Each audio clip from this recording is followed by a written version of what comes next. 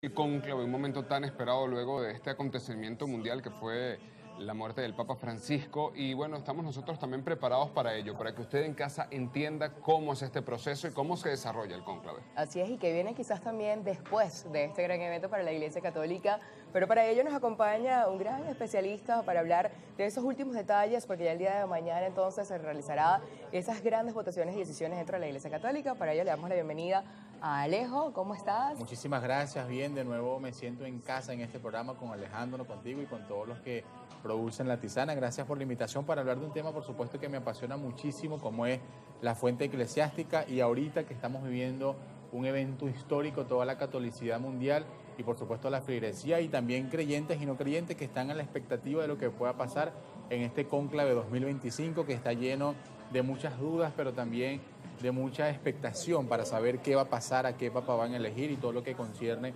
a esta elección papal tan importante para todo el mundo. José Alejo, como dijimos, mañana empieza el cónclave, sin embargo, el proceso ya tiene varios días de haberse activado, como son las conversaciones. Yo quiero que tú nos especifiques cómo ha sido este proceso entre los cardenales. Sí, el Papa Juan Pablo II en el año 2004, antes de morir, estableció que para celebrar el cónclave previo a esta elección tan importante, los cardenales deben reunirse en lo que se llama las congregaciones generales de los cardenales. Este martes en el Vaticano ya se está celebrando la número 11 y 12 en conjunto, pero que es una congregación general, es donde los cardenales debaten temas de interés con respecto a la política, la economía y la sociedad en todo el mundo, para a partir de estos fundamentos estudiar el perfil de lo que será el nuevo Papa. Ellos estudian un poco el tema bélico que está ahorita el mundo con la Franja de Gaza, Rusia y Ucrania, y pueden sacar la conclusión de que necesitan un papa político, un papa diplomático, como lo es Parolín, uno de los cardenales que se perfilan. Entonces, esta congregación es para conocerse entre ellos, porque una de las cosas que estableció el Papa Francisco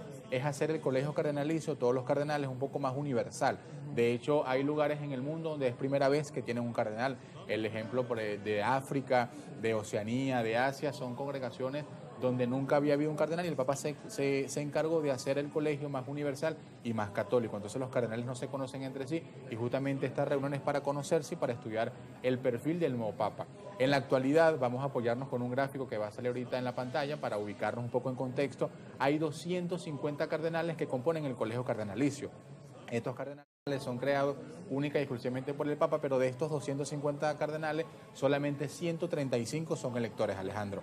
No todos los cardenales pueden votar dentro del cónclave, sino aquellos que cumplen o que tengan por debajo de los 80 años. Esto lo establece el derecho canónico, y pueden entrar solamente 135, pero el número se redujo a 2, porque a 133, perdón, porque 2 cardenales no pueden ir a votar por problemas de salud. Entonces, de 135 solamente van a votar 132. Ya vamos a ver el gráfico en pantalla para que todos los puedan apreciar en estos momentos, y es un poco la Constitución que establece, no es que todos los cardenales pueden votar en el conclave, no, solamente aquellos que estén por debajo de los 80, y los que excedan este número no pueden participar en el conclave. Ahora bien, Alejo, sabes que dentro de todas las dudas e incertidumbres que se reflejan en el cónclave, digamos, nosotros los feligreses, de cierta manera, siempre esperamos que sea el Espíritu Santo, y de hecho es así, el que, digamos, le dé la claridad a los cardenales para las votaciones. Pero tú hablabas entonces de que en este año se espera que el próximo Papa realmente sea una persona quizás más político y que maneje todas las problemáticas que están sucediendo en el mundo. Sin embargo, ¿cuál es ese elemento que tú consideras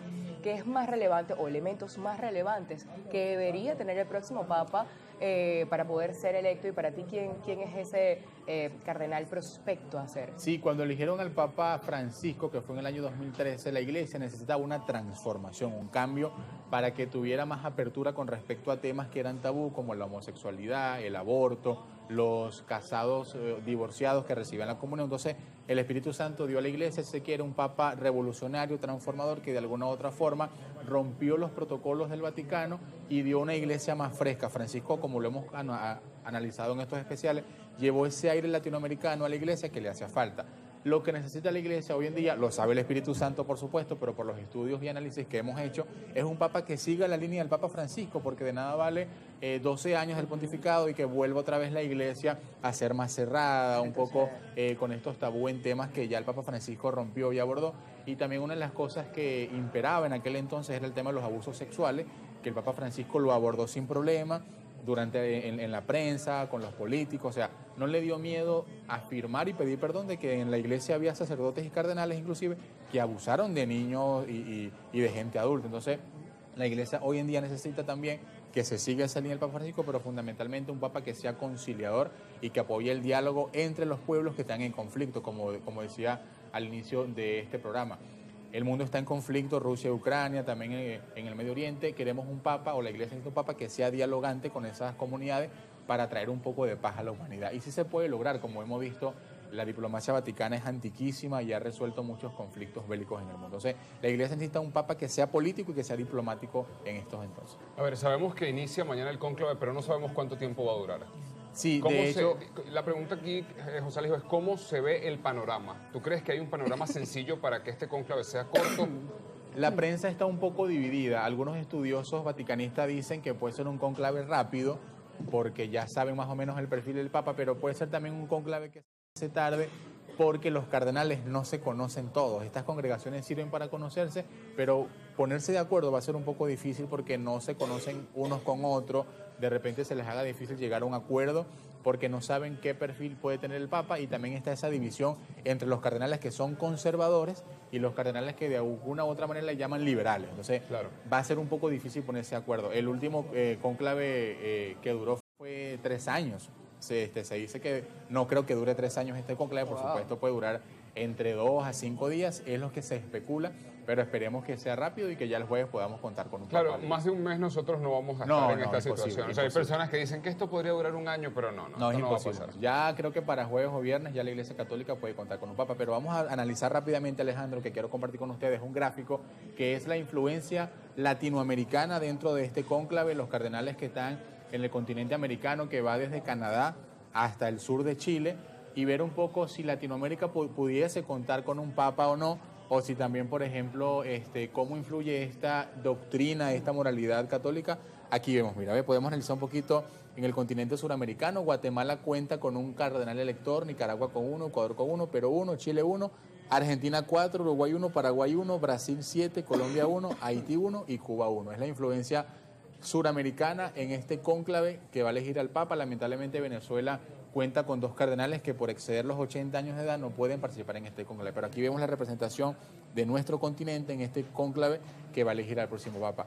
Hay uno en Uruguay, en Centroamérica, que también se considera papable por ser un poco de la línea del Papa Francisco, pero no sabemos quién es. O sea que son 21 cardenales sí, en Latinoamérica. En Latinoamérica. En México está el cardenal arzobispo de Ciudad de México, que también se considera un papable, pero veremos qué pasa con el Espíritu Santo. Puede ser que nos salga como una sorpresa cuando eligieron a Juan Pablo II, no se sabía, o él no estaba dentro de los papables, y también los cardenales sorprendieron a la humanidad.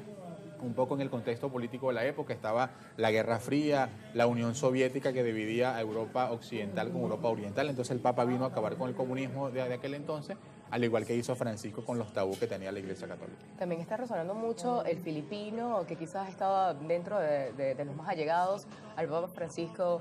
¿Qué opinas tú al respecto de él o también el candidato de raza negra que también está allí dentro de los papables? Sí, uno de los candidatos muy sonables es el cardenal Tagle, que es arzobispo de Manila y es el actual prefecto para la evangelización de los pueblos. Es un poco, le llaman el Francisco asiático, porque como fue el Papa Francisco en la Iglesia Católica, él lo es en su país natal, Filipinas, y en toda Asia, porque es el encargado de alguna u otra forma de vigilar las congregaciones que están en toda Asia, y se dice que es cercano con la gente. De hecho, conversa con los periodistas así frente a frente con temas que la Iglesia tenía ocultos, reservados, y él las conversa de una naturalidad súper fresca, y se dice que este puede ser uno de los papas. Hay teorías de una profecía de un supuesto papa negro que va a ser el fin del mundo. Eso lo hemos escuchado creo que desde el año, 1600, 1900. Todavía no se ha dado. Si llega un papa negro al Vaticano no pasa nada, porque es un cardenal que es elector y es el que el Espíritu Santo coloca ahí. Pero repito, como siempre digo, no son las conjeturas humanas, sino que es el Espíritu Santo que inspira a estos hombres para darnos un nuevo papa. Además que está feo eso de que si el papa es negro, pues fin de mundo. No tiene nada que ver que un papa negro gobierne la Iglesia. Y es como sostener un discurso bastante racista Sí, que se ha mantenido a lo efectivamente. largo del tiempo. José Alejo, muchísimas gracias por Gracias a acompañarnos, usted. por darnos un poquito de claridad sobre este tema tan importante. Si tienes redes sociales, ¿dónde te podemos ver? Porque Sí, hay que por estar supuesto, atentos. estoy generando contenido para que sepan todo. Es @alejo7 en Instagram para que allí compartan este material informativo para todos.